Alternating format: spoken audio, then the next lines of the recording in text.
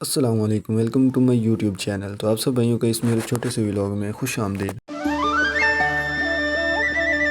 तो आज हम लोग बात करें तो माशाल्लाह जो है घर से निकल चुके हैं और थोड़ी थोड़ी हल्की हल्की बारिश भी हो रही है।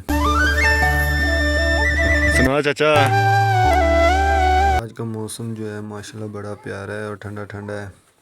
ठीक है, इस तरह फील हो रहा है जिस तरह हम दोबारा जो है ना सर्दियों में आ गए हूँ। हम लोग जो है ना अभी अपने खेत में पहुँच चुके हैं। ये मकई लगाई थी तो माशाल्लाह ये जो मकई की फसल है ये अभी छोटी छोटी देखें निकल रही है।